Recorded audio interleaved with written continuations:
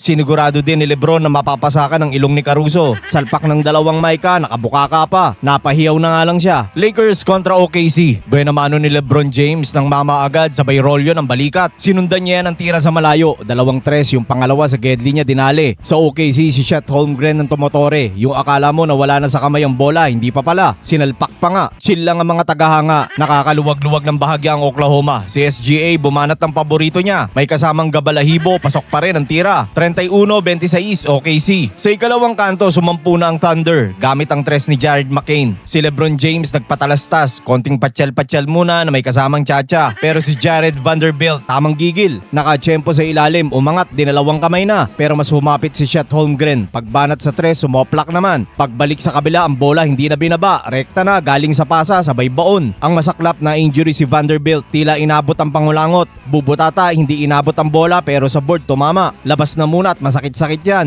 Napahiyaw na nga lang siya. Habang ang OKC tila nagkakatuwaan na lang. Nagkakagulatan si Alexander, sasalpak na lang. Si Chet Holmgren pa smile-smile na lang din. Paano habang tumatagal parang mas dumadali ang basketball. Yung mga mata ni SGA pangitang-pangita. May malilibre na namang kasama. Sumundot ng konting puntos ang Lakers galing kay Lebron. Bihira to mangyari kaya sinalpak na ng suwabe. Pero yamado pa rin ang OKC, 61-53. Sa ikatlong kanto pareho pa rin ang istorya. SGA at Chet connection pa rin. Pero naibaba naman ng Lakers ang hinahabol sa 7 gamit ang tres ni Rui Hachimura. Naibaba sa 4 matapos ang magkasunod na salpak ni Hayes at tres uli ni Rui. Nahahanap sa laging libre. Si Alexander nag-error. Pinasisikip ng Marcus Smart ang ginagalawan niya. Tinuturing na parang asawa. Pero nakakambyo naman ang OKC. Tres si Dort sabay atakbo at uli naman si Wallace. Sa mga huling minuto ng quarter na to nakailang butas si Lebron. Konting usog, konting wangkata, konting talon. Si Marcus Smart kung saan-saan mo na makikita. Kaso sa sobrang dikit sumabit. Pasok ang tres ni Mitchell, yun ang masakit. Lamang pa rin ng Oklahoma, 84-72. Sa uling kanto, kalas pa rin ang laban. Si Alex Caruso ang fast break sinigurado. Sinigurado din ni Lebron na mapapasakan ng ilong ni Caruso. Inabot ng wasiwas ng braso. Ang bawi, back-to-back na tres mula kay Jared McCain. Formang asintado, pagbitaw, diretsyong-diretso. Nananambak na ang Oklahoma. Si Chet Holmgren na libre. Salpak ng dalawang Micah, nakabukaka pa. May ganyan din si James sa kabila. Galing sa Gedli, sabay salpak pero abot-abot na lang. Si Luka tamang nood na lang kung paano sila tambakan. Laki nitong 33 points per game na nawala sa Lakers. Mahigit 3 minuto, 101-84 ang score. Himala na kailangan ng Lakers dito. Humirit pa si Lebron ng isang tres. Kaso ang OKC nagliliparan na. Paano si Hartenstein parang nang mamanong natiran lang sa gitna. Di na kailangan lumapit, iitsa na lang ng kaliwa. At yun na nga, panalo ang OKC. 1-0. Ano masasabi mo sa game 1?